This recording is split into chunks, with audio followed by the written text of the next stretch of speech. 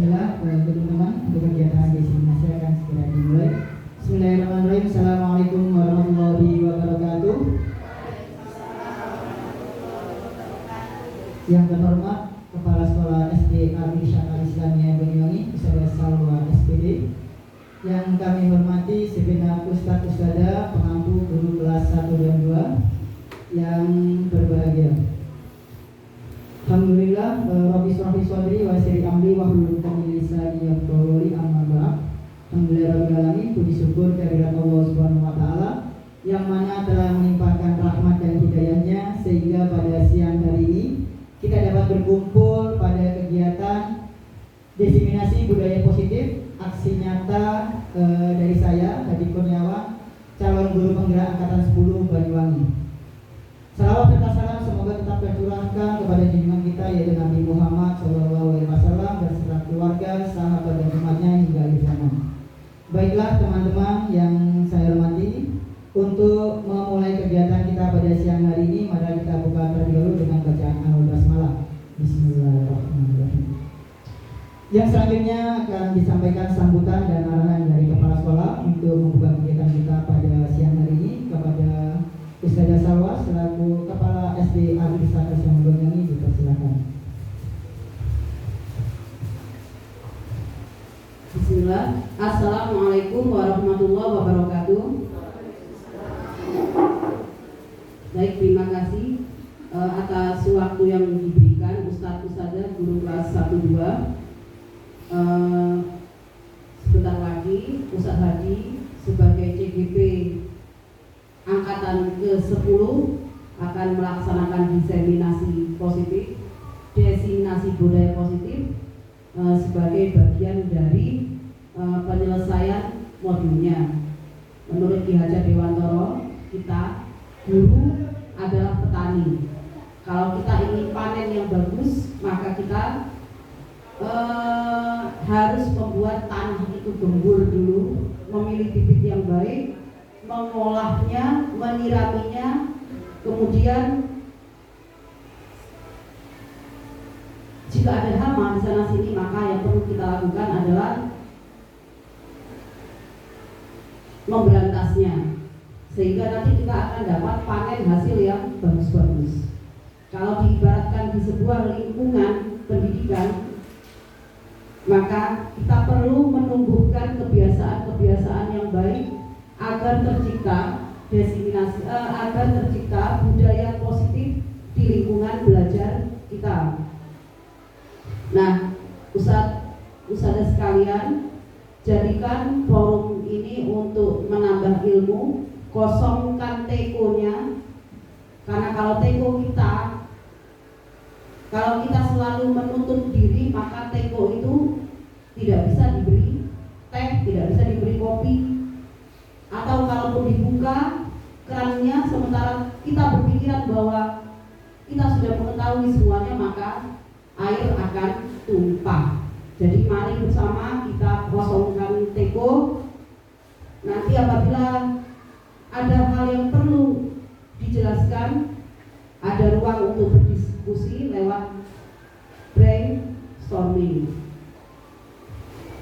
Selamat melaksanakan diseminasi. Semoga agenda ini berjalan dengan lancar. Sekian dari kami. Wassalamualaikum warahmatullahi wabarakatuh. Waalaikumsalam warahmatullahi wabarakatuh. Disampaikan terima kasih kepada Ustaz Salwa yang sudah memberikan arahan dan sambutan. Baik untuk teman-teman, nah sebelum kita menuju ke kegiatan inti, supaya terlihat santai dan rileks nih ya. Nah, ada sedikit ice breaking dan mungkin nanti bisa diterapkan teman-teman juga ketika berada di kelas.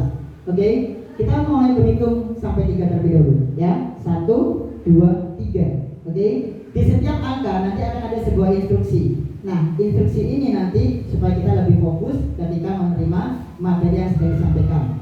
Instruksi yang pertama, ketika saya menyebutkan angka 1, maka bilang oi.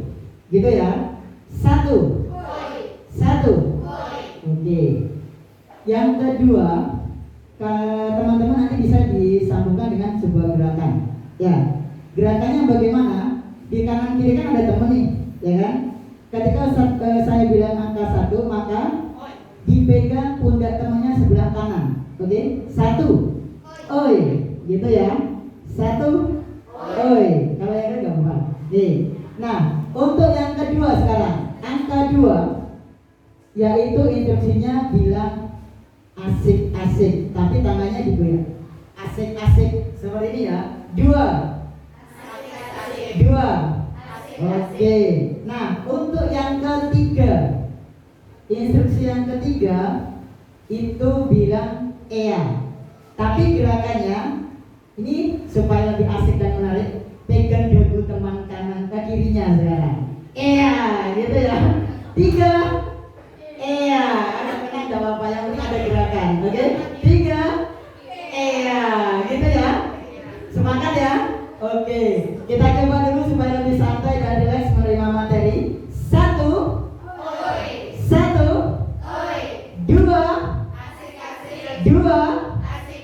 3.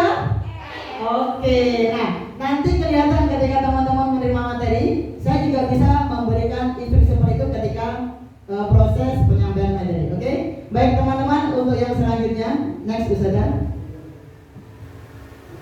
Oke, nah sebelum kita mengarahkan ke materi, kita ada kesempatan dulu nih, kesepakatan.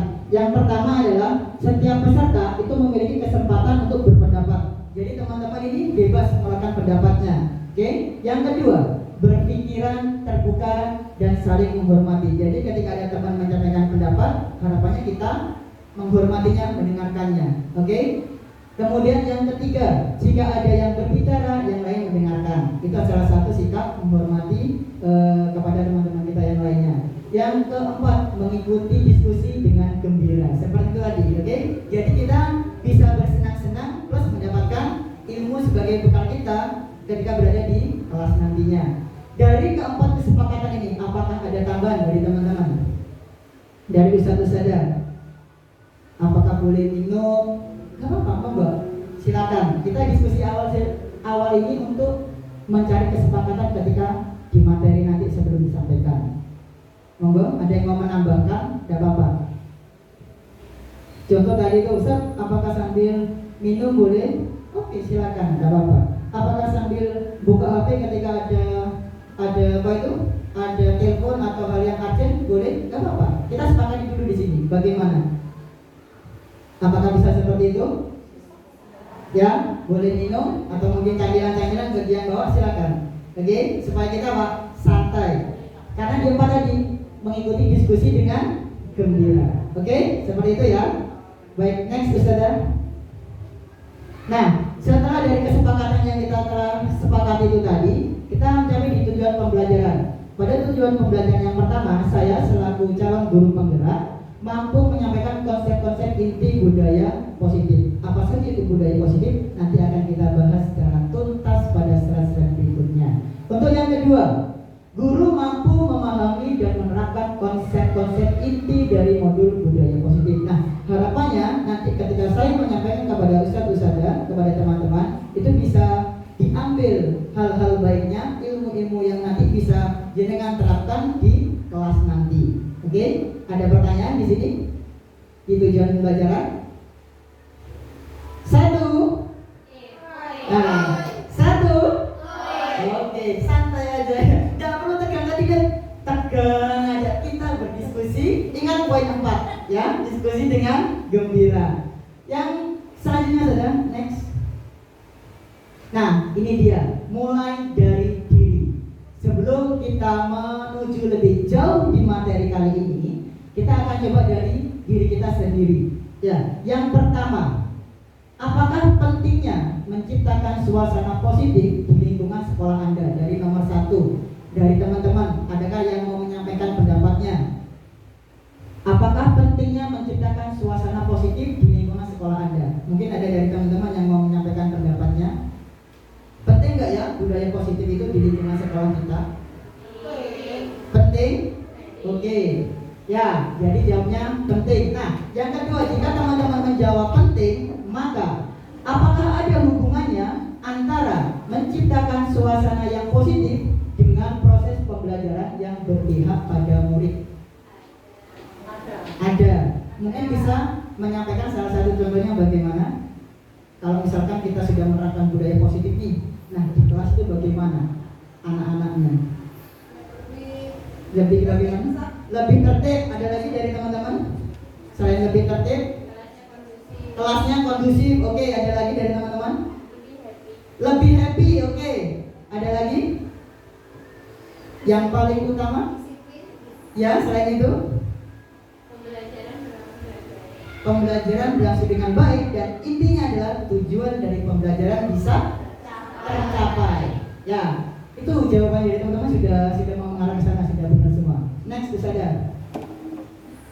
Oke, nah inilah inti dari penggalan materi-materinya, di mana kemarin saya mempelajari 4 poin ini ketika mempelajari budaya positif di calon guru penggerak. Yang pertama ada filosofi KHD. Ada yang tahu KHD? Ki Hajar Dewantara, ya, Bapak Pendidikan kita. Kemudian yang kedua ada nilai dan peran guru penggerak. Dan nantinya ini harapannya bukan hanya guru penggerak saja, tapi seluruh guru memiliki nilai dan peran tersebut. Dua. Oh, ya, jangan sampai hilang fokus, santai aja, oke? Kali tegang gitu. Kita berdiskusi santai, ya. Yang ketiga, visi guru penggerak. Dan nantinya di sini ada visi yang saya sampaikan kemarin, saya pembahasannya bersama guru kelas 5-6. Nah, di sini karena tadi saran dari kepala sekolah, coba Ustaz di rolling kepada guru kelas 1-2, harapannya kita bisa bergantian untuk mengikuti materi dari CGP.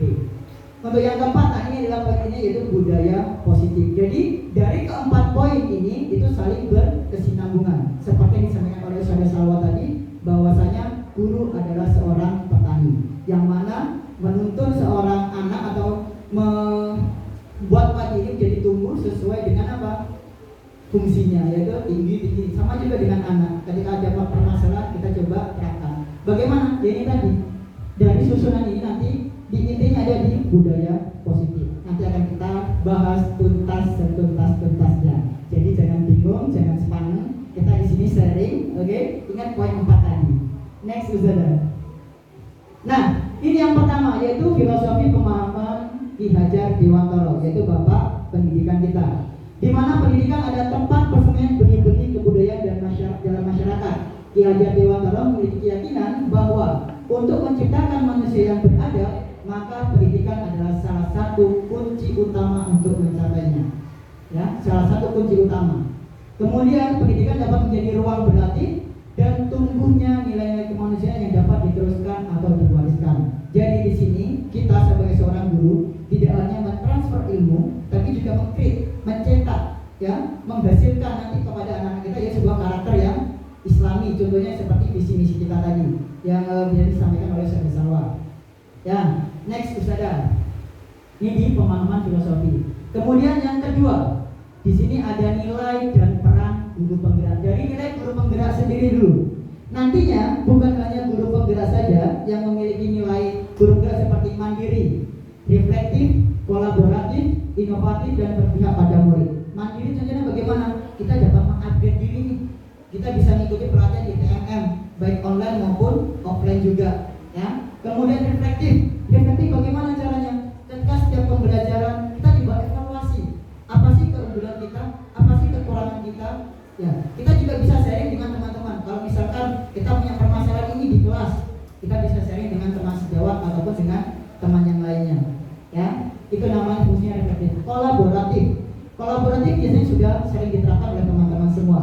Ya, dari kelas A, B, C, D biasanya saling kolaborasi. Itu apa? Menyamakan persepsinya, menambah ilmunya juga. Kalau misalkan di kelas A nggak ada, kelas B ada, yuk gimana caranya? Nah, ini namanya kolaborasi. Kemudian inovatif, ini biasanya mencerminkan gagasan baru. Kalau Ustaz punya cara atau hal baru yang mungkin bisa diterapkan kepada anak, memunculkannya, sharing sama teman-teman, ini yang disebut dengan inovatif. Jadi gagasan baru ini yang tepat ketika menyampaikan pembelajaran dan materi-materi yang mungkin bisa menarik minat siswa untuk belajar lebih bersemangat. Kemudian yang berpihak pada murid. Nah, inti intinya dari semua itu menuju ke berpihak pada murid. Karena apa? Nantinya ketika kita ingin mencetak murid yang memiliki budaya positif dan juga memiliki 6 karakter profil pelajar Pancasila, nantinya berarahnya ke sana. Kemudian peran dan guru penggerak. Nah, ini dari peran saya di sini mudah-mudahan nanti bisa menjadi 5 hal yang harapannya bisa saya miliki dan mungkin nanti bisa juga dibagikan kepada teman-teman semua. Yang pertama, pemimpin pembelajaran, yaitu menggerakkan komunitas pembelajaran Kombel di PMM, mengajak teman-teman untuk terus mengupgrade dirinya supaya bisa jadi pembelajar sepanjang hayat. Untuk menggerakkan komunitas praktisi sama berarti menjadi coach bagi guru lain seperti yang saya lakukan ketika supervisi yang kemarin sempat jadi teman yang jadi coaching bagi saya seperti Ustazah Susan, kemudian Ustazah siapa kemarin itu? Ada beberapa Ustazah yang saya coaching kemarin ketika supervisi observasi di bulan Maret kemarin. Kemudian ya sama Bu Siza. Ya Allah ya, terima kasih Bu Yus diingatkan. Kemudian kolaborasi ini hampir sama. Kita juga bisa kolaborasi nih, ya. Dari Ustazah kemarin Ustazah Susan minta tolong Ustaz ini bagaimana? Ya, itu namanya kolaborasi. Ketika kita bisa membantu kepada teman kita, itu namanya kolaborasi.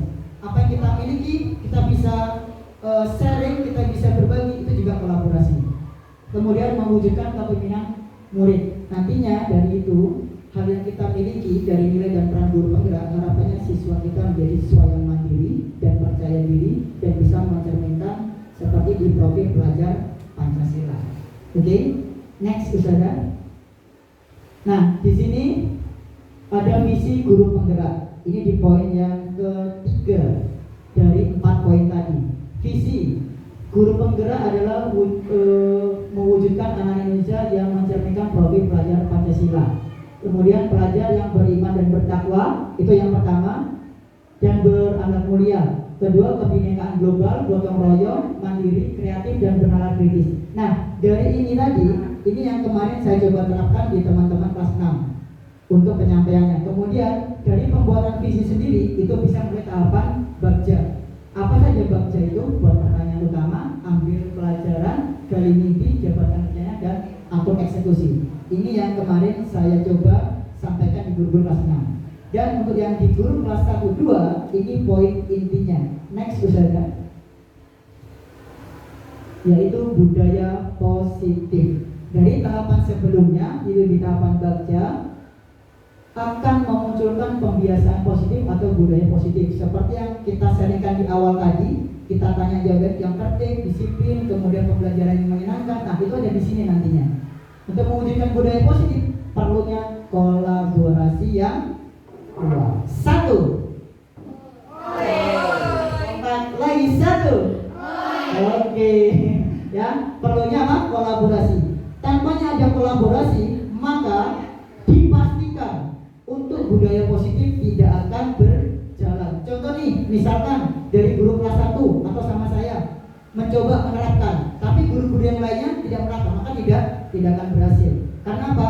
Guru kelas itu menjadi tombak utama untuk bisa menciptakan budaya positif. Mungkin di dalam ajaran biasanya ustaz-ustaz kan membuat kesepakatan kelas, ya kan? Apakah kesepakatan kelas dibuat dengan sendiri?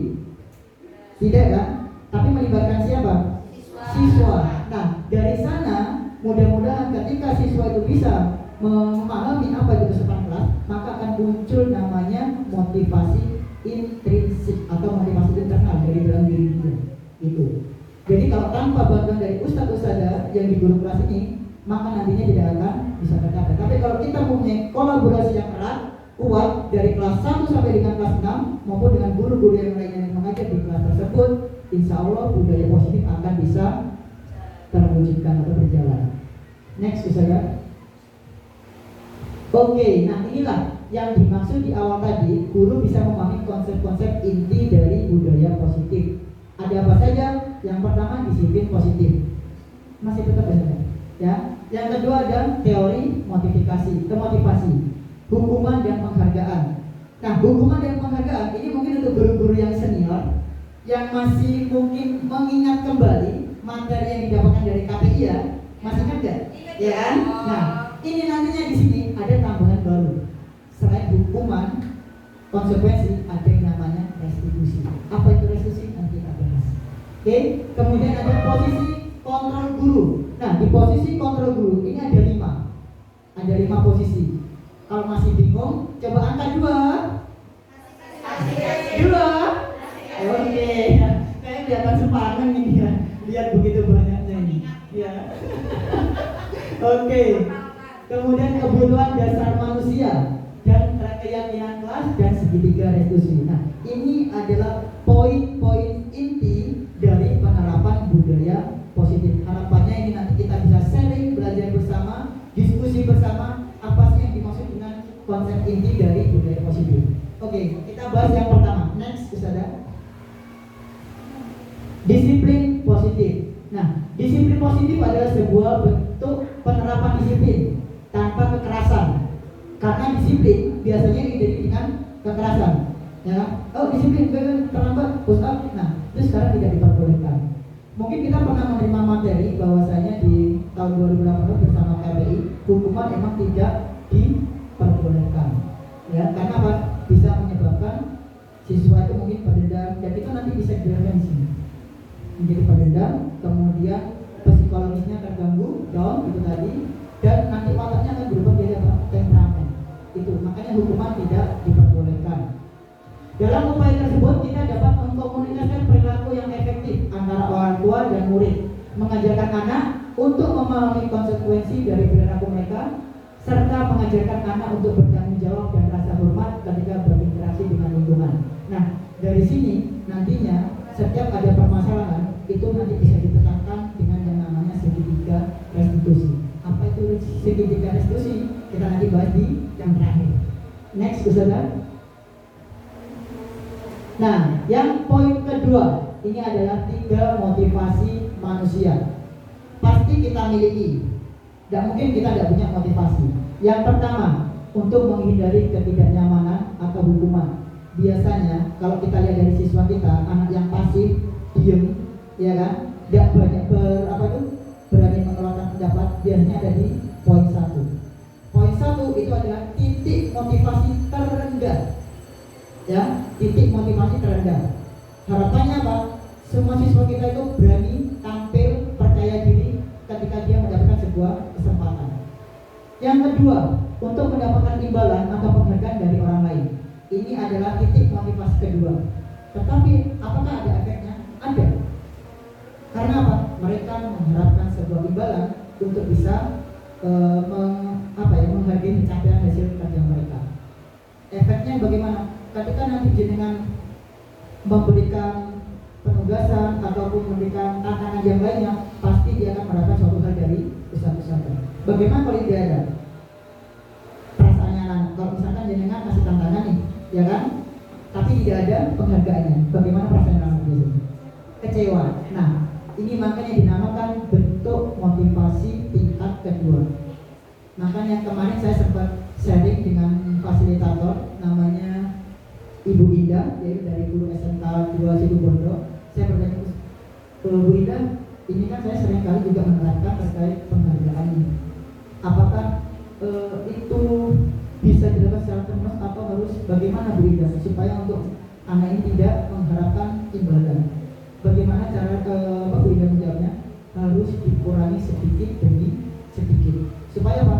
Anak bisa sadar dan dia bisa memunculkan yang namanya motivasi internal atau motivasi intrinsik.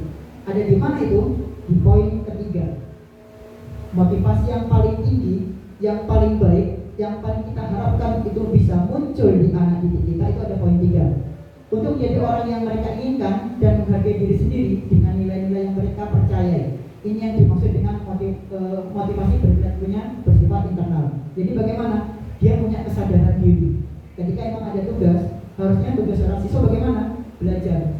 Itu tidak diiringi dengan hadiah atau dan sebagainya. Kalau emang kita masih menerapkan seperti itu, kita bisa kurangi sedikit demi sedikit. Dengan cara bagaimana? Itu tadi awal penanaman karakter, mengingatkan kembali terkait kesepakatan kelas, keyakinan kelasnya.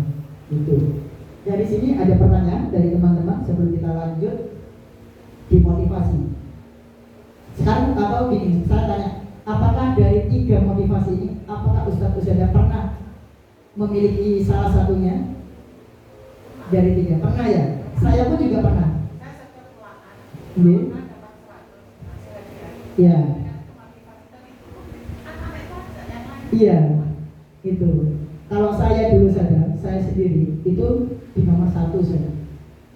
Jujur, waktu sekolah saya anaknya kurang pede. Itu saya. Ketika mau menyampaikan pendapat pun saya ragu-ragu. Ini takut salah. Benar nggak ya pendapat ini? Benar nggak ya? Nah, itu kan masih tidak nyaman pada diri. Sedangkan ketika teman yang lain menjawab yang mungkin hampir sama dengan jawaban kita, benar, kita merasa bagaimana? Nyesal. Kenapa kok nggak jawab seperti itu? Padahal jawabannya benar. Nah, itulah kenapa hal-hal seperti ini kita harus bisa wujudkan di poin ketiga kepada anak didik kita. Supaya itu tadi. Oke? Next is ada. Ini gimana? Iya, monggo. Iya. Ini kadang-kadang itu saya ngajak, saya itu membuat uang. Iya. Gimana caranya anak itu? Kadang-kadang sampai saya konsekuensinya itu pakai lepas sendiri. Iya. Itu boleh. Soalnya itu selalu dan pantai sampingnya ada duduknya tidak. Iya. Bisa buat saya itu yang hiperaktif, nggak mau duduk. Oke. Nah, jika demikian, kita lihat dulu konsekuensi di awal seperti apa, kesepakatan kelasnya seperti apa, kesepakatan kelasnya. Oke. Ketika di kesepakatan kelasnya itu ada hal-hal yang mungkin menunjukkan di konsekuensi seperti itu boleh, tidak apa-apa. Kemudian yang kedua, ketika seperti itu, maka nanti itu mengarahnya di pembelajaran diferensiasi. Kita harus tahu dulu kebutuhan siswa itu seperti apa, gitu. Jadi setiap siswa ini kan kita sepakat mungkin ya, setiap siswa itu memiliki kelebihan dan kekurangan masing-masing. Nah, untuk demikian kita harusnya bagaimana? Kita cari tahu terlebih dahulu kebutuhan mereka ini apa, yang mereka butuhkan ini apa. Contoh misalkan dari si Fulan nih, kita bisa sharing dari guru sebelumnya, iya kan? Coba ini katanya bagaimana untuk bisa menertibkan atau data ini supaya lebih bersemangat, lebih kondusif lagi kita bagaimana? Kita coba diskusi seperti itu. Kemudian untuk yang guru kelas 1, karena mungkin tidak tahu ciri-ciri dari siswanya karena masih baru, itu bisa dilihat dari observasi di awal. Kan teman-teman bisa mengadakan observasi nih, ya kan? Untuk wali kelas 1, untuk supaya tahu karakternya siswanya bagaimana? Ya baca itu tadi. Hasil catatan dari teman-teman observan. Itu dari guru kelas 1. Dan itu saya temukan di modul 2.1.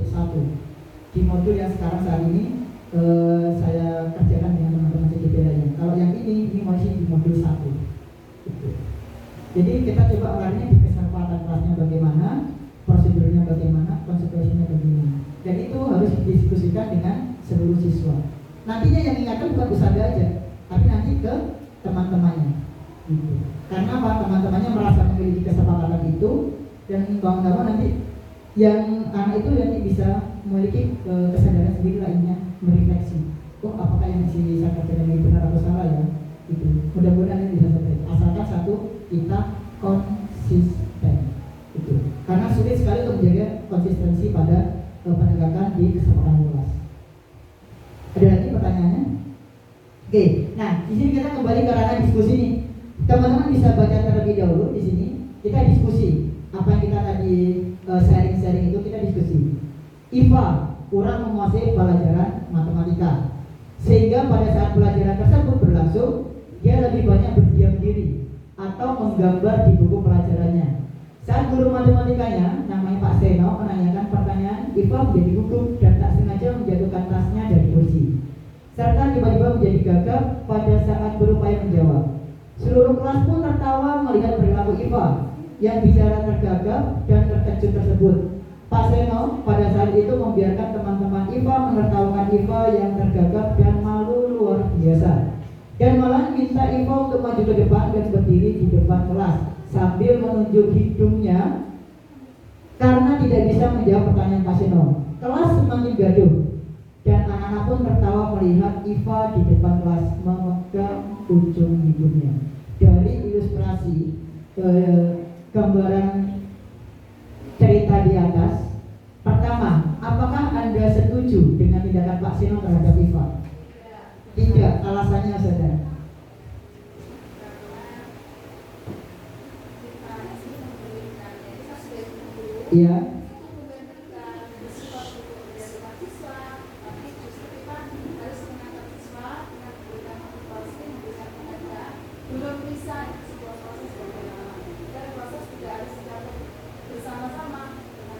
Oke, terima kasih Ustazah Ita. Nah, Ustazah Ita tidak sepakat dengan alasan seperti itu. Ada dari teman-teman yang lain, Ustazah, yang mau menyampaikan untuk yang poin 1, apakah setuju dengan tindakan Pak Seno? Tidak, alasannya Ustazah Silvi? Karena ini termasuk salah satu membuli Iya. secara verbal. Oke, ya, tuh jawaban dari kedua teman kita itu benar, ya. Yang mana guru tidak boleh membuli, tapi apa harus memberikan motivasi support supaya Pak anak itu semakin percaya diri dan tidak merasa dirugikan. Untuk poin yang kedua, menurut Anda tindakan Pak Seno terhadap Iva adalah sebuah hukuman atau konsekuensi? Sekarang kita lihat tadi, hukuman atau konsekuensi tindakan dari Pak Seno. Apa? Hukuman. Dari yang lain, teman-teman? Yang hukuman coba angkat tangan. Yang sepakat hukuman? Yang sepakat konsekuensi? Angkat tangan. Coba. Yang sepakat hukuman? Tindakan dari Pak Seno. Hukuman. Oke. Yang sepakat konsekuensi? Ayo. Jangan sampai jadi motivasi yang nomor 1. Ya, kita diskusi, oke? Santai saja. Oke? Yang ngomong sendiri. Oke? 2, 3. Iya. Oke? Sepakat yang mana? Hukuman apa konsekuensi? Hukuman apa konsekuensi? Hukuman. Konsekuensi, coba alasannya kalau konsekuensi mengapa sih? Ini kan buat Ivannya, Ustaz. Apa Pak Senonya? Menurut Anda, tindakan Pak Seno terhadap Iva? Pak Senonya kurang fokus hukuman. Hukuman. Oke, sepakat hukuman? Nggak ada yang lain? Oke, iman. Ya, jadi untuk yang nomor 2, Pak Seno itu adalah menerapkan sebuah hukuman. Karena apa? Dia melakukannya secara langsung tanpa adanya diskusi. Contohnya bagaimana? Kita di dunia, ya kan?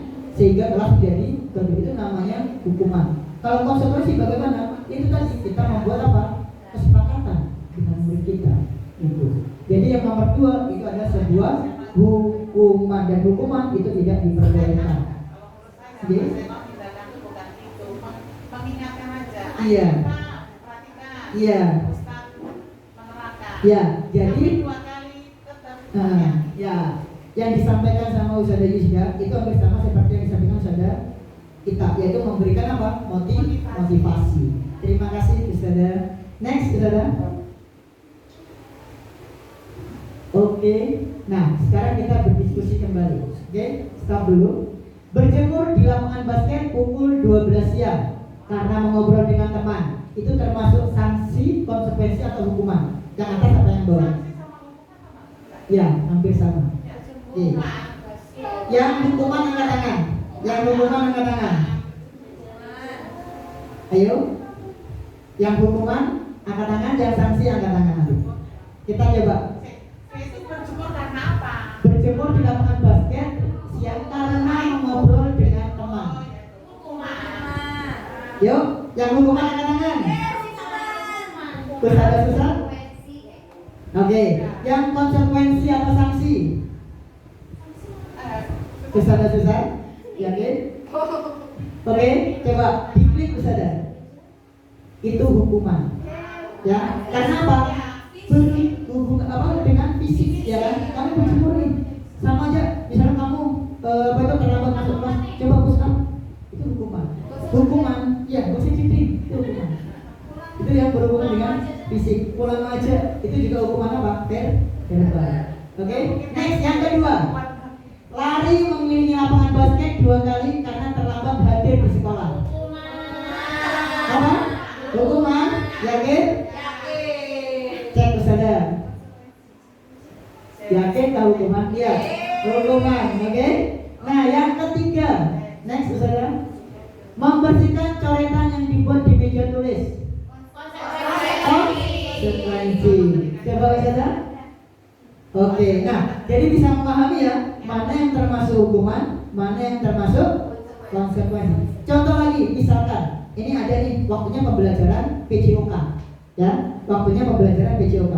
Ada 2 murid terlambat, biasanya PJOK-nya pukul 6 katakanlah, dia datang pukul 6.15. Ya. Nih yang nomor 4. Ini termasuk yang mana? Hukuman atau konsekuensi? Angkat tangan yang hukuman dulu. Yang hukuman angkat tangan. Lari memiliki lapangan basket 2 kali karena terlambat 10 menit untuk pelajaran PJOK. Yang hukuman angkat tangan.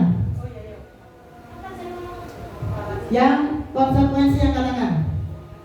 Kita cek ya. 3, 2, 1. Cek. Konsekuensi. Loh, kenapa? Kan olahraga gitu. Iya kan? Teman-teman biasanya sebelum olahraga apa? Pemanasan dong, stretching supaya apa? Tidak cedera.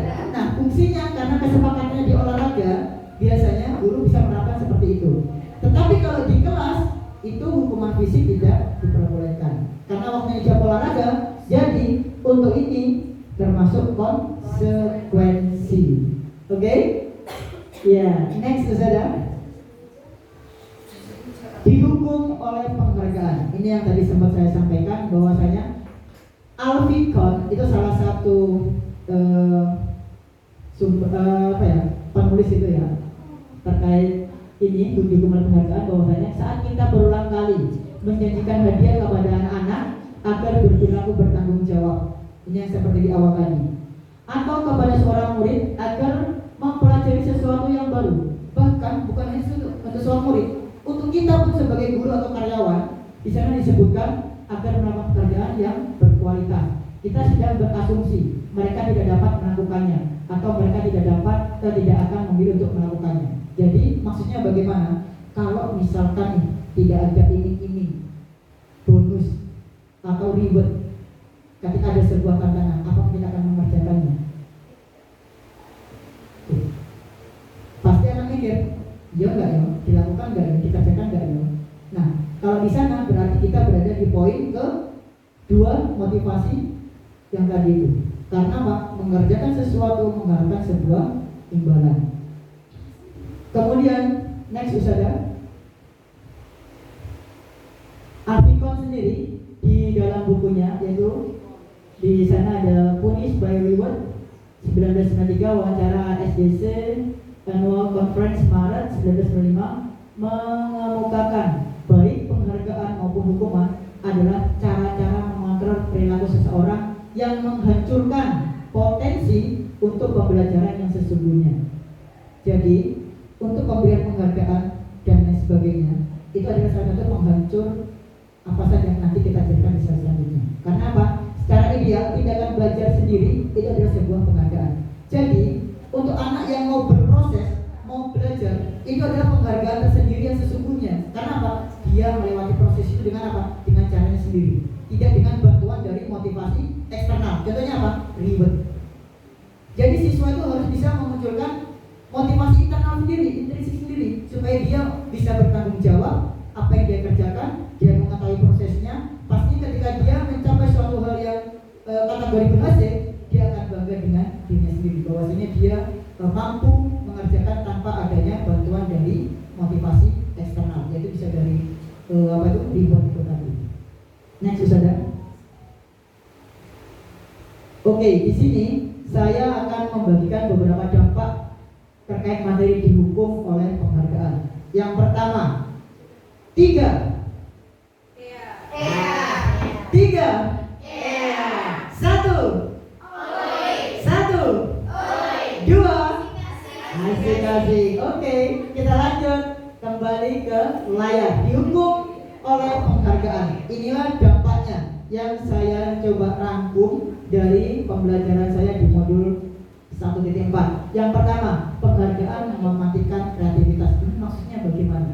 Di sana dijelaskan murid-murid diminta berpikir mengenai hadiah atau penghargaan yang bisa mereka dapatkan bila berhasil menulis sebuah puisi. Maka yang mereka kejar adalah apa? Gimana bisa selesai mengerjakan puisi kemudian dapat penghargaan. Maka itu akan mematikan kreativitasnya, akan mempersempit ruang pikirnya karena mereka terfokus pada hadiah itu tadi. Oke, kemudian dibandingkan dengan yang tidak diberikan hadiah yang bisa mereka terima. Kalau mereka tidak diberikan ini, maka mereka akan bebas mereka akan bereksplorasi, ya kan? Akan memunculkan ide-ide yang mungkin liar, gila dalam menerapkan menulis sebuah puisi. Beda dengan ini sebuah kajian. Untuk yang kedua, penghargaan menghukum. Menghukumnya bagaimana? Penghargaan hukum mereka yang tidak mendapat penghargaan, misalnya dalam sistem ranking. Kenapa kok kita sudah menghapus itu ranking? Karena itu dampaknya bisa ke psikologis anak. Mereka yang dapat ranking kedua akan merasa paling dihukum. Kenapa? Kenapa sih kamu bisa ranking 2? Kok dia ranking 1? Timbul rasa iri juga. Bagaimana dengan teman-temannya yang tidak mendapatkan ranking atau di luar ataupun yang terakhir? Mereka akan merasa apa? Malu juga, minder. Makanya kenapa kok dari sekarang sistem ranking itu dihapuskan supaya apa? Tidak mengintimidasi atau menghakimi siswa-siswa kita. Yang ketiga, pengaruh jangka pendek dan jangka panjang. Penghargaan itu efektif hanya dilakukan beberapa saat saja.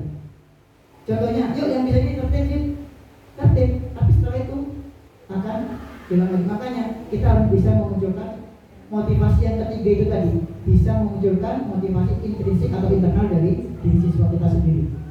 Karena apa?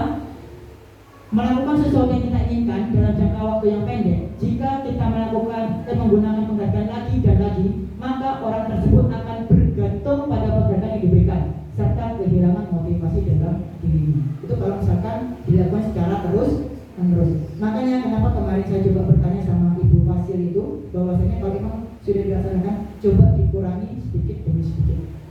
Itu harapannya apa? Supaya muncul motivasi dari dalam diri siswa itu sendiri, dia bisa bertanggung jawab tugasnya seorang siswa itu bagaimana. Seperti itu.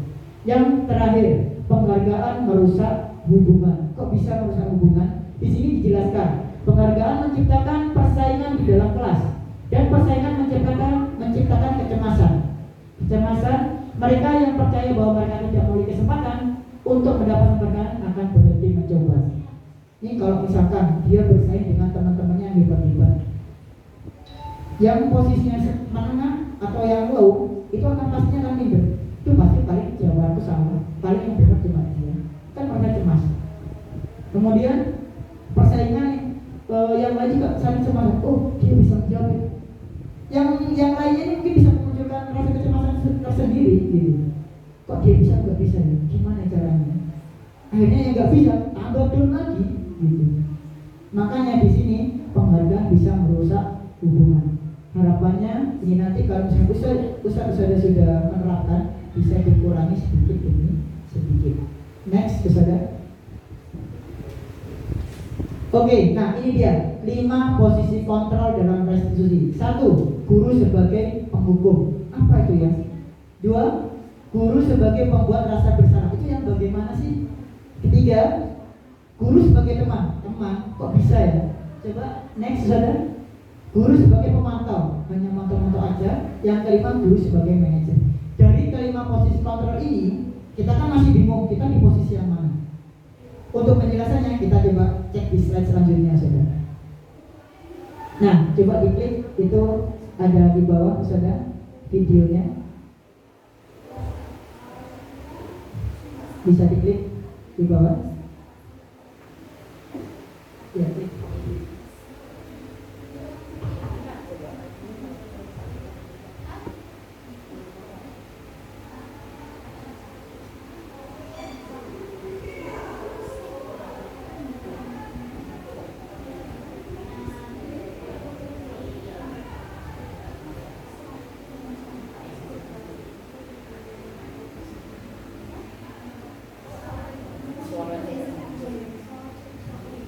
Nah, di sini nanti akan dijelaskan sebuah ilustrasi dari 5 posisi kontrol.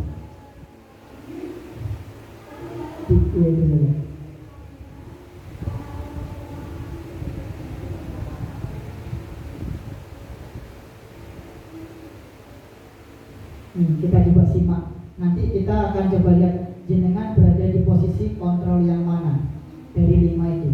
Dalam penerapan disiplin positif restitusi, salah satu program yang dikembangkan adalah 5 posisi kontrol yang tadi dijelaskan.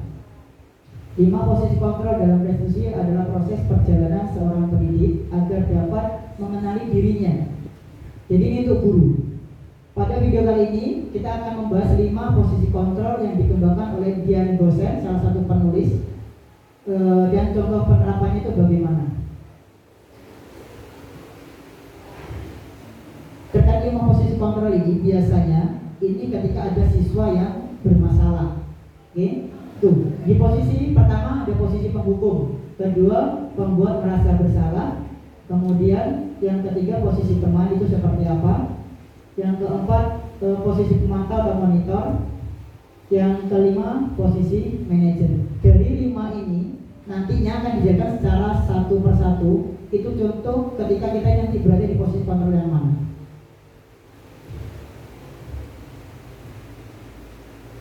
Intinya untuk ini 5 posisi ini itu ketika siswa mempunyai permasalahan. Ini contoh video yang pertama yaitu tentang posisi penghukum. Ini ada seorang siswa dan ada seorang guru piket yang ada standby. Dipanggil Naren, namanya Naren. Sini kamu. Iya. Selamat pagi Bu. Kamu lagi selalu terlambat. Kamu deh pasti terlambat. Dia minta maaf. Apa alasan kamu? Apalagi terlambat?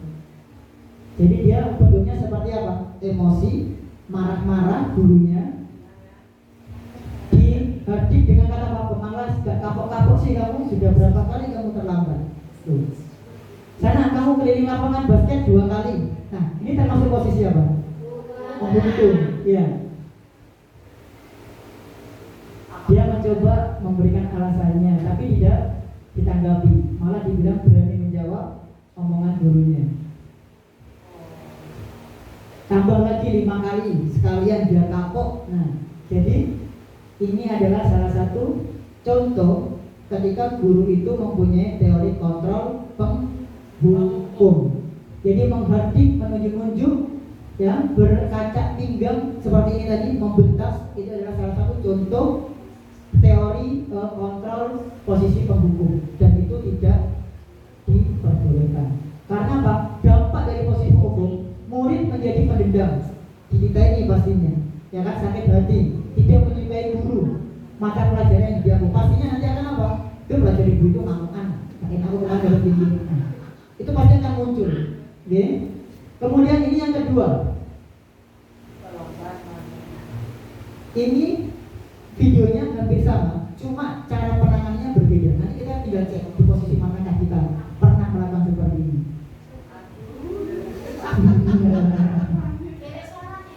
Ya, ini videonya agak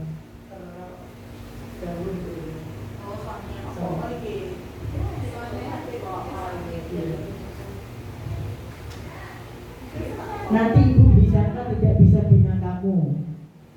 Tuh.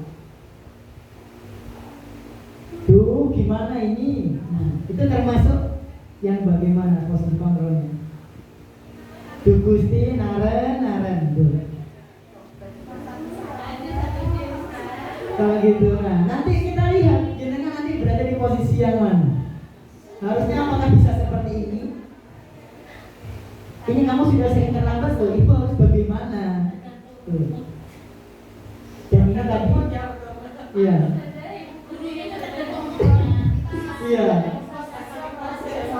iya, ibu bisa jantungan. Sana pergi langsung masuk ke kelas. Di sini dijelaskan bahwasanya di video yang kedua itu pembuat merasa bersalah. Jadi dengan kata-kata yang mungkin menyalahkan siswa, kemudian nanti efeknya bagaimana? Memang suaranya lembut, tidak seperti yang pertama tadi.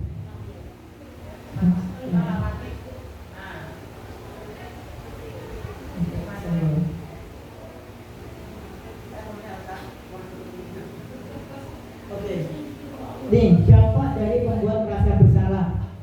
Membuat murid merasa bersalah itu adalah salah satu identitas gagal. Kemudian rendah diri dan menarik apa tadi? Nah, sekarang di posisi teman. Di posisi teman itu bagaimana? Dilihat dari cara berbicaranya. biasanya itu kalau posisi teman itu lebih ngakrapi, ya. Tuh dipanggil lagi. Beda ya dari video pertama, kedua dan ketiga. Wah, sudah jam berapa ini? Gitu. Tenang lagi ya sayang. Ya. Nah, ini adalah contoh dari posisi guru sebagai teman. Kamu malah menyalahkan ibu kamu.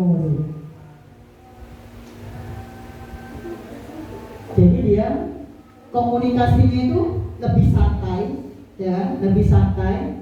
Kemudian tidak ada kata-kata yang menghakimi atau menghakimi seperti yang di awal tadi di video yang pertama sebagai penghukum. Ya udah, lain kali kamu larinya lebih kencang lagi supaya tidak terlambat. Jadi dia memberikan solusinya seperti itu. Beda dengan yang pertama, kedua tidak memberikan solusi.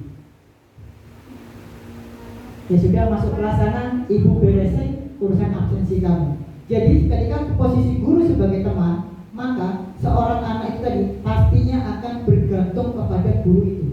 Itu dipastikan. Kenapa? Guru itu sudah menganggap dia sebagai apa? Teman, dan permasalahannya dia pasti bisa diberikan oleh guru tersebut.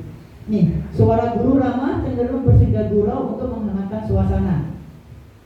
Dan nanti tercipta ide sukses atau berhasil.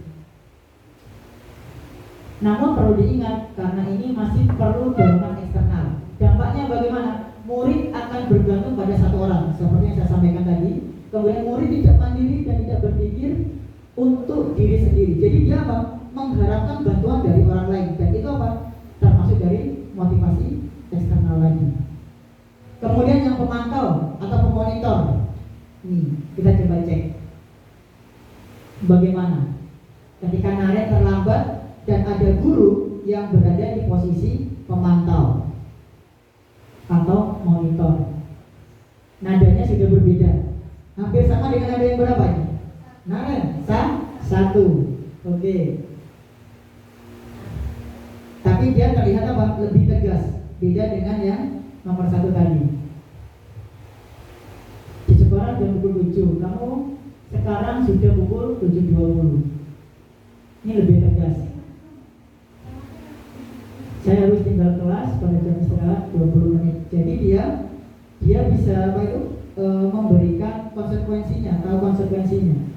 Berbeda dengan yang sebagai teman tadi, teman malah gurunya yang memberikan solusi. Ini sebagai pemantau. Posisi pemantau mengadakan perhitungan atau data. Data dari mana? Ya dari mungkin peraturan dan lain sebagainya. Akan bersuara data, tidak emosional, tidak bersinggah gurau ataupun menggunakan suara tinggi. Dampaknya itu pasti ada. Murid akan menghitung konsekuensi dan hadiah tanpa memahami sebenarnya dari kebajikan. Jadi meskipun dia tahu kesalahannya, dia dapat mengukur konsekuensinya seperti apa. Kemudian ini yang terakhir, yaitu sebagai manajer. Bagaimana sih sebagai manajer itu maksudnya? Kita cek. Ini di video yang terakhir.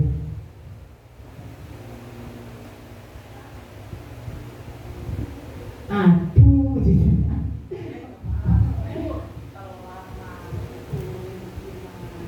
tuh ini di posisi guru sebagai manajer, bukan manajer yang seperti di atasnya. Beda. Jadi kita bisa memposisikan diri kita sebagai manajer. Saya sepakat alarm. Baiklah, menurut kamu keyakinan sekolah yang mana yang perlu kamu tingkatkan? Jadi dia memberikan pertanyaan bermakna supaya apa? Siswa bisa berpikir. Setuju? Apakah Nathan meyakini prinsip saling menghormati tersebut? Ya, saya meyakininya. Apakah Naren bersedia memperbaiki masalah keterlambatan ini? Ya, jadi dia mencoba memberikan pertanyaan-pertanyaan bermakna yang mana siswa itu dapat menjawab dan dapat memahami nanti kesalahannya itu seperti apa dan solusinya bagaimana. Nanti di sini dipandu oleh pertanyaan bermakna, tapi tidak diberikan secara langsung solusi. Jadi biar muridnya itu berpikir secara mandiri. Itu. Udah dari sini ya tadi.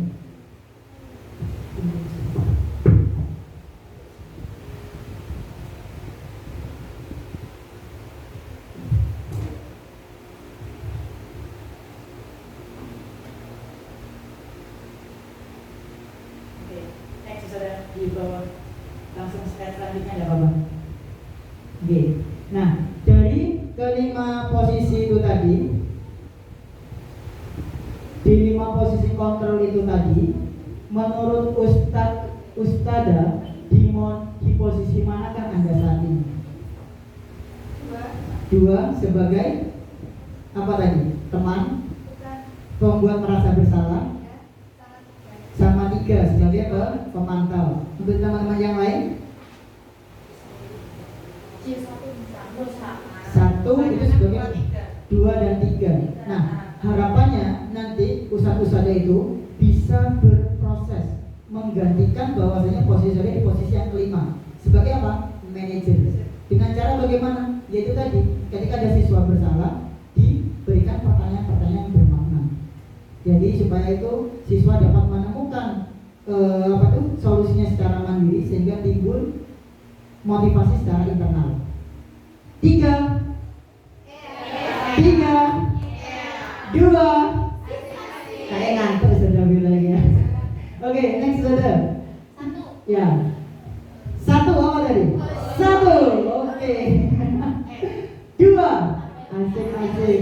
Nih, ayo berdiskusi. Ya, sekarang kita diskusi lagi nih, seperti yang tadi. Saya kecewa sekali dengan kamu. Itu termasuk penghukum, pemantau, pembuat orang merasa bersalah, apa teman? Membuat orang merasa bersalah. Sepakat? Dari yang berdua? Coba cek saudara. Oke, sip. Alhamdulillah sudah memahami. Yang kedua, ibu kejar aku karena ibu guru sayang aku. Apa itu?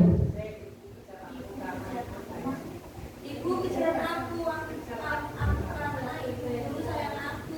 Ini termasuk dari yang apa? Cinta ya. Kasih saya coba cek. Iya, sip. Next. Aku bosan belajar monitor di dalam kelas. Kebebasan. Nah, ketika nanti muncul seperti ini, harapannya nanti ustadz-ustadzah bisa memposisikan diri sebagai seorang manajer. Bagaimana? Ya diajak berdialog, diajak berdiskusi anak tersebut. Tidak mungkin dalam satu kelas itu bermasalah semua kan, tidak mungkin. Pasti ada beberapa yang memang butuh perhatian khusus. Ya seperti ya. Karena ada di kelasnya ya. Mungkin di teman-teman juga ada yang butuh perhatian khusus. Nah, itu bisa didekati dengan apa? Berdialog. Next saudara. Oke, 5 kebutuhan dasar manusia. Nah, dari sana itu tadi maka muncul bertahan hidup, survival, kasih sayang dan rasa diterima seperti Ustaz tadi jawab, kekuasaan, kebebasan dan kesenangan. Nah, dari sini menurut William Glasser, next saudara, penjelasannya adalah untuk next nih bertahan hidup. Biasanya anak-anak yang memiliki kebutuhan dasar seperti ini, makan, tempat tinggal, kesehatan, rasa nyaman dan nyaman.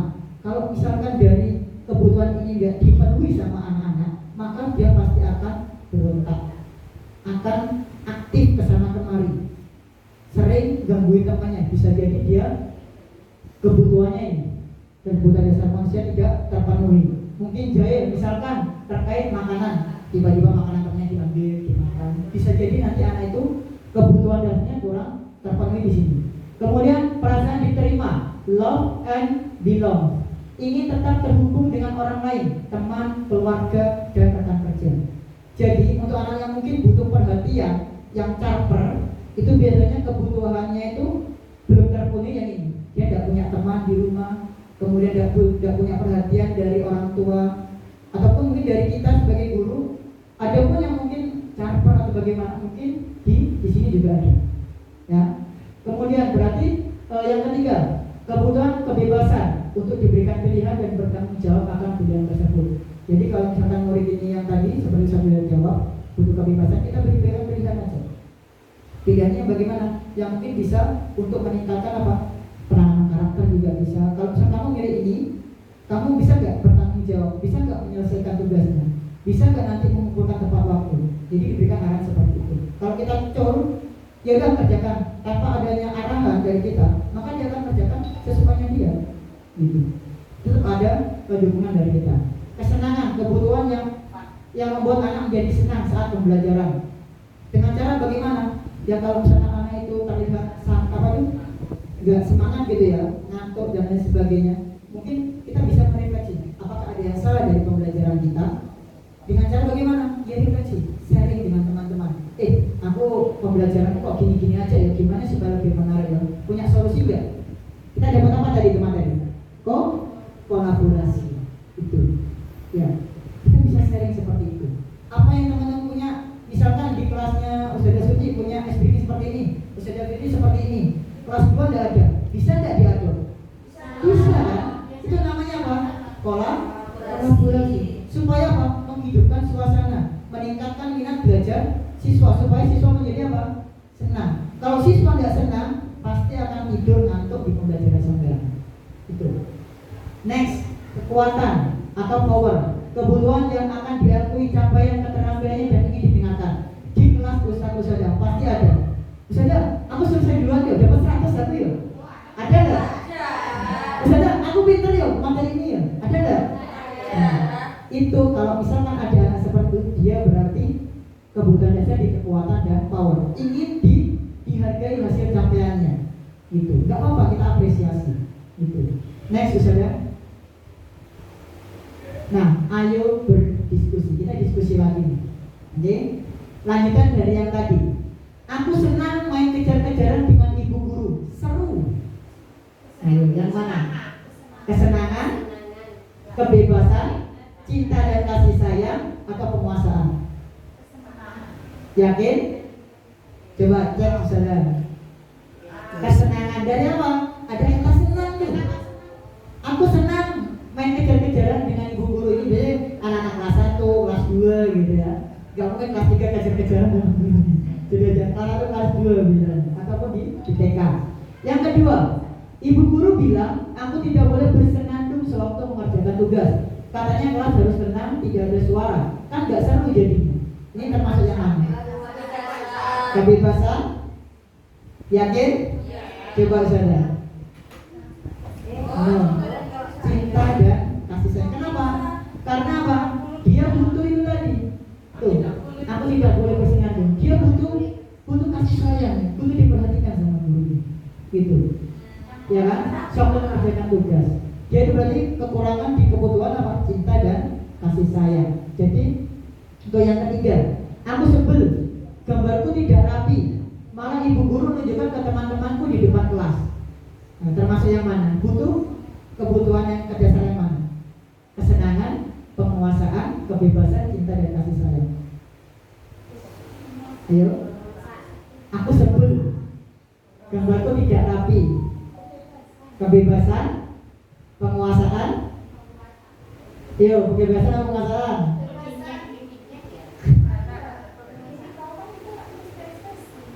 Ayo yang mana?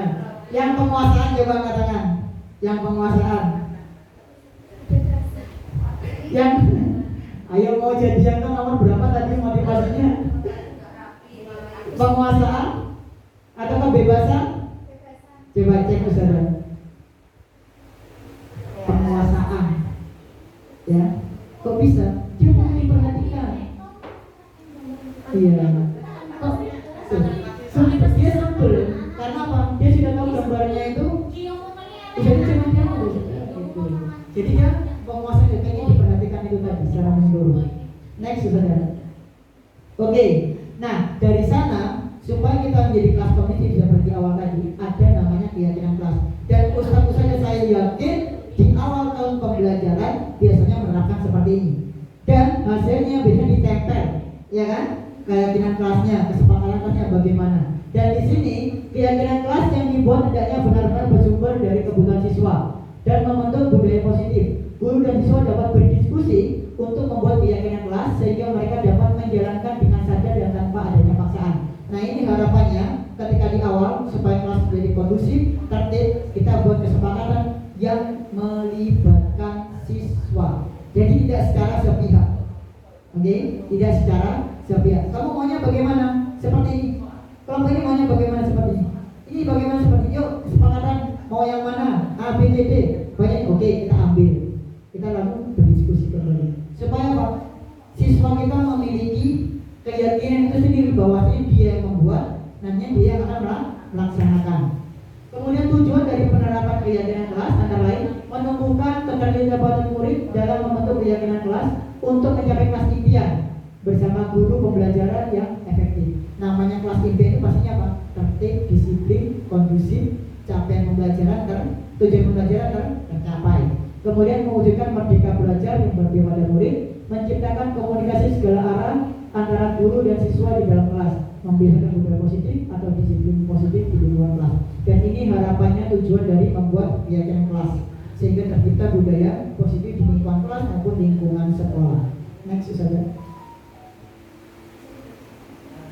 Oke, nah ini yang poin terakhir, segitiga restitusi. Apa itu segitiga restitusi? Di sini dijelaskan bahwasanya restitusi adalah proses menciptakan kondisi bagi murid untuk memperbaiki kesalahan mereka sehingga mereka dapat kembali kembali ke kelompok mereka dengan karakter yang kuat. Restitusi bukan menebus kesalahan. Restitusi adalah sebuah tawaran dan bukan paksaan. Restitusi fokus pada solusi sehingga murid dapat kembali ke kelompoknya tanpa ada beban kesalahan yang sebelumnya. Maksudnya bagaimana? Yang seperti di posisi seorang penghukum, manajer, atau teman, atau pembuat bersalah, atau pemantau. Di posisi yang mana? Harusnya guru. Sebagai seorang manajer. Nah, nanti kalau guru sebagai posisi manajer harus bisa menerapkan segitiga restitusi. Di mana dari segitiga restitusi apa saja? Next saja. Yang pertama itu ada menstabilkan identitas yang diwarna hijau. Yang kedua, validasi tindakan kesalahan. Yang ketiga, menanyakan keyakinan.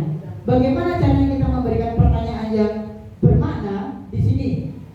Ketika ada murid yang bermasalah nih, contoh, saya kemarin praktek dengan kelas 5A. Saya mengambil satu sampel yaitu Zanif. Ya. Zanif, saya coba buat skenario. Dia itu mengajak teman-temannya bermain sepak bola di dalam kelas. Nah, kita coba terapkan. Kita panggil Zanif, kemudian kita validasi kesalahannya. Zanif, apakah benar ada info bahwasanya Zanif dan teman-teman itu bermain bola di dalam kelas? Oh, ya Ustaz, gini. Kamu kemudian kita coba menstabilkan kesalahan, menstabilkan identitasnya.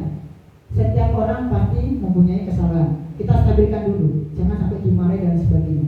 Setiap orang punya kesalahan. Pasti jadi punya alasan. Kenapa kok bermain sepak bola di dalam kelas? Ternyata dia punya alasan nih. Kenapa alasannya? Ya Ustaz, karena di lapangan panas, beda dengan di dalam kelas, lebih dingin dan enak. Sambil tidur-tidurannya main sepak bola di sana. Oh, seperti itu. Kemudian kita ke poin ketiga, menanyakan keyakinan. Kita kembalikan, apakah di keyakinan di kelasmu boleh bermain sepak bola di dalam kelas? Apakah itu salah satu tindakan yang tertib dan disiplin? Dia jawab tidak. Kenapa? Karena kelas tempat untuk belajar. Jadi dia mencari jawabannya sendiri. Oke, berarti kelas bukan untuk bermain bola ya? Iya Ustaz. Jadi nanti mau memperbaiki kesalahannya, mau dengan cara bagaimana? Nanti saya kalau main sepak bola itu, main futsal itu ketika jam ekstra, oke. Kemudian ketika jam olahraga, oke. Nah, sepakat ya seperti itu ya. Nah, jadi ketika kita panggil, kita terapkan mengenai segitiga restitusi dengan pertanyaan-pertanyaan bermakna, murid dapat mencari solusinya secara sendiri, ya, dengan bantuan pertanyaan bermakna dari kita. Harapannya nanti ketika ada permasalahan dari siswa, jangan sampai kita hakimi terlebih dahulu. Kamu kenapa kayak gini? Nah, kita coba ya stabilkan dulu, kita validasi dulu. Apa sih permasalahannya? Apa sih permasalahannya anak ini kok sampai bertengkar? Biasanya kan gitu kan? Kenapa sih anak ini kok sering terlambat? Kita validasi dulu. Dengan cara apa? Kita terapkan seperti ini. Kita ajak dia berdialog. Ya, kita ajak berdialog supaya nanti muncul kesadaran secara internal. Next, saudara. Oke, ini direfleksi. Nah, sekarang saya minta ustadz-ustadzah di 3 poin terakhir ini memberikan refleksi, ya. Saya dibantu bagikan saja. Satu orang diberikan 3 saja. Iya. Warna beda. Ya. Ini ada pulpen saja. refleksi.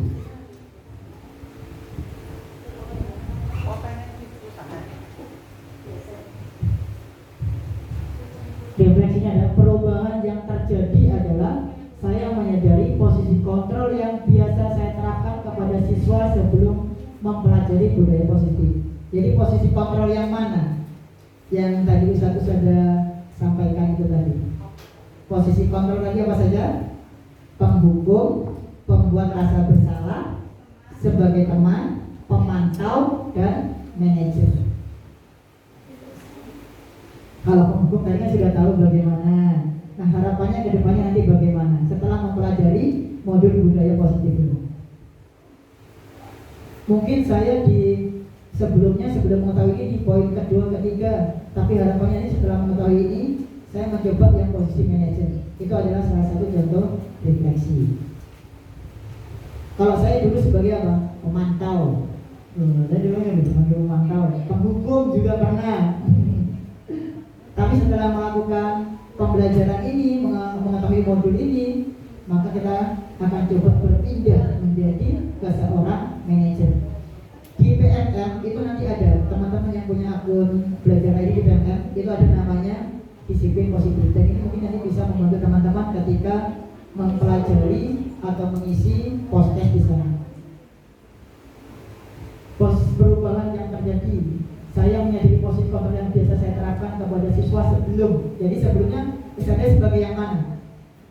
Sebagai penghukum, sebagai teman, sebagai pembuat rasa bersalah, pemantau, atau manajer. Tapi bukan itu hukum. Ya, tidak apa-apa. Harapannya nanti ketika sudah mempelajari posisi ini, Ustazah bisa berproses. Oh ternyata penghukum tidak boleh ya, boleh itu sebagai manajer. Itu.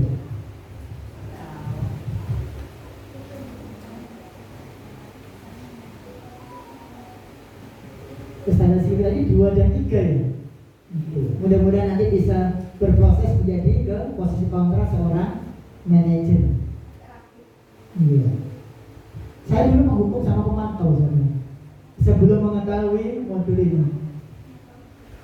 Makanya kemarin kan tadi sempat ada permasalahan siswa juga. Dan juga saya coba dekati bisa membuat siswa itu menjadi lebih tenang. Masalah ini.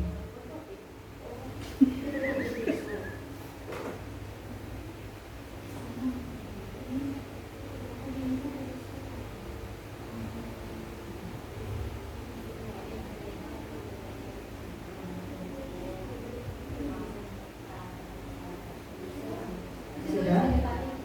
Kenapa? Iya, kedepannya harapannya bisa menjadi posisi kontrol seorang manajer. Itu tujuan utamanya.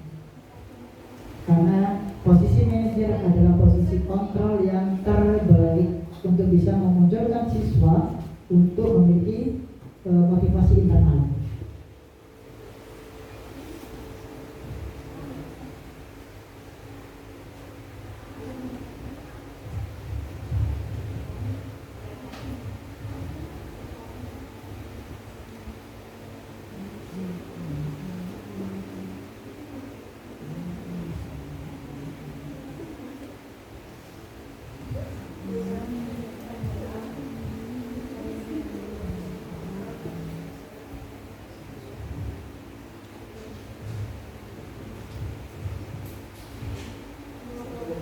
Posisinya di mana, tapi setelah mengetahui bahwasanya posisi yang sebelumnya itu kurang tepat. Harapannya nanti teman-teman bisa berubah ke posisi seorang manajer.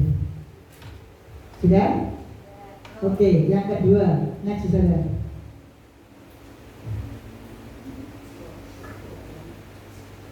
Yang kedua, pengalaman seperti apakah yang pernah Anda alami terkait menerapkan segitiga restitusi, baik di lingkup kelas maupun sekolah?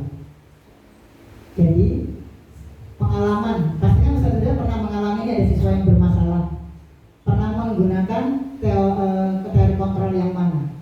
Kalau saya dulu itu menggunakan segitiga restitusi karena sudah mempelajari itu. Mungkin saja juga pernah menggunakan segitiga restitusi, tapi secara tidak sadar. Dengan cara bagaimana? Karena kenapa? Kok sampai bertengkar? Iya. Apa masalahnya? Sita sudah ya tahu sebelah. Apakah benar seperti itu? Pernah seperti itu? Coba itu bisa. Ternyata itu yang dimaksud salah satu segitiga restitusi. Cuma ustadz-ustadznya masih belum memahaminya. Itu. Iya, makanya segitiga restitusi. Yang tadi memvalidasi kesalahan, menanyakan keyakinan, sama menstabilkan identitas. Jadi pertanyaan-pertanyaan bermakna itu yang disebut dengan apa? Penerapan segitiga restitusi. Jadi nggak langsung menghukum. Kamu kenapa nangis? Keluar. Jadi nggak, bukan seperti itu. Distabilkan dulu identitasnya, divalidasi kesalahannya apa, kita tanya kenapa.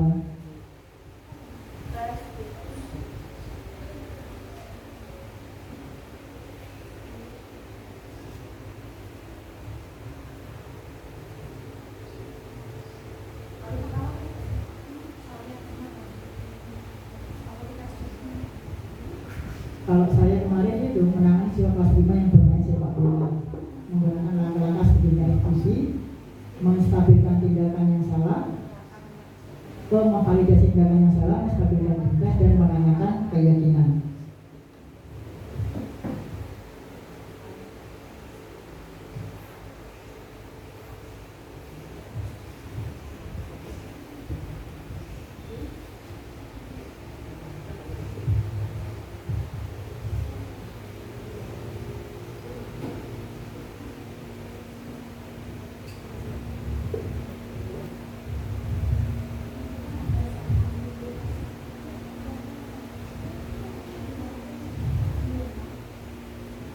Segitiga restitusi menanyakan keyakinan, kemudian memvalidasi kesalahan, sama menstabilkan identitas. Mana dulu biasanya yang sering sampai laksanakan?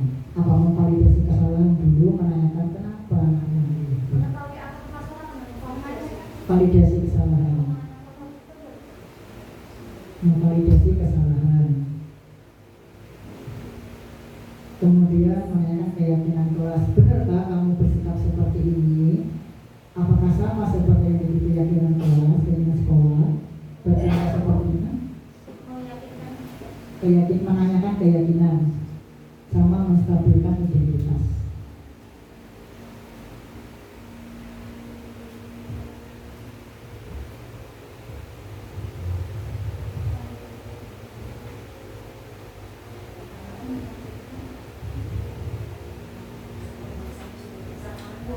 Oke, next yang terakhir.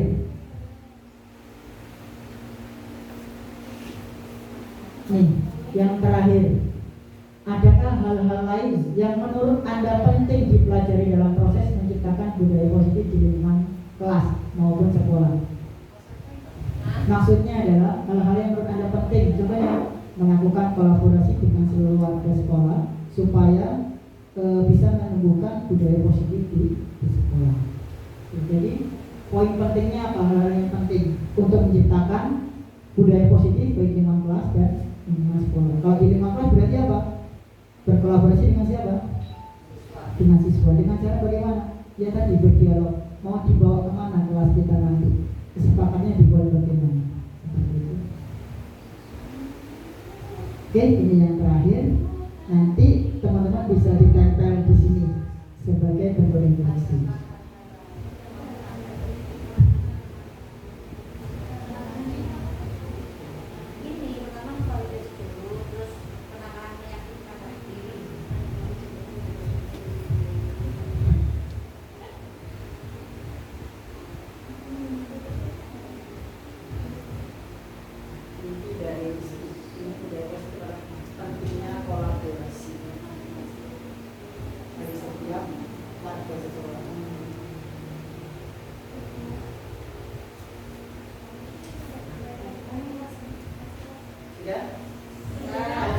Bisa ditaruh, ya, ditaruh di depan. Tidak apa-apa deh saya. Ini yang belum selesai. Tidak apa-apa. Yang sudah selesai. Ya. Oke, bisa dicapai di sini. Nomor 1. Ini boleh. Alhamdulillah, ini adalah poin terakhir. Hal yang paling penting, yaitu refleksi. Oke, siap.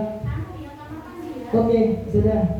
Jadikan satu Pak, aku jadikan satu ya. Oke, tidak apa-apa sudah. Maaf ya Silan ya. Oke.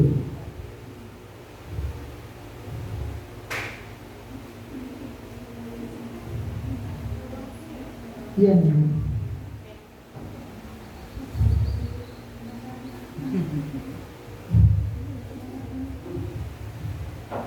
Masuk di sore di sini. Hanya untuk kiri aja. Bisa jadi. Masa terlalu buat-buat.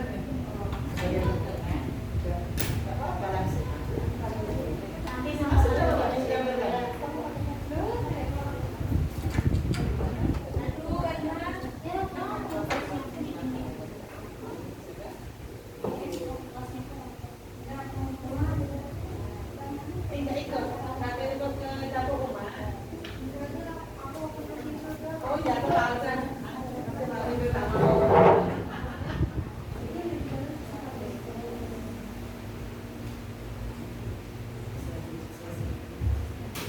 Hah? Sholat. Iya, sholat dulu. Ini di Kuita ya. Alhamdulillah. Terima kasih bagi teman-teman yang sudah bergabung di diseminasi budaya positif untuk aksi ngaji saya di CGP 10 Banyuwangi.